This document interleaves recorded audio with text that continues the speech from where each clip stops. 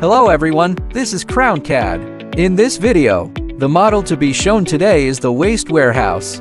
Without further ado, let's start the CrownCAD cloud design journey. During the model review process, we found that the model has dimensional errors. Firstly, let's measure the required size. We can get the standard size of 2,260 millimeters. According to the standard size got from the evaluation, we modify the historical data.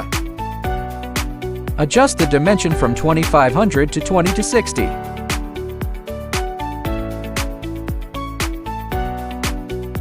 The unique version branch management function of CrownCAD can manage different states on the same model.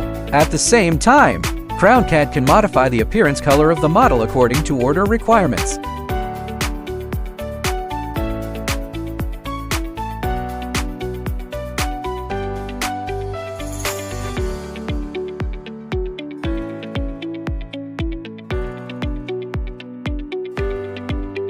And supports the exploded view function to clearly display the model structure.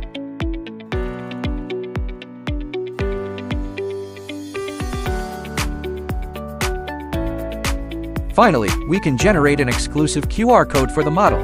You can scan this QR code with your mobile phone to view the model details directly, further improving the convenience of design communication and viewing.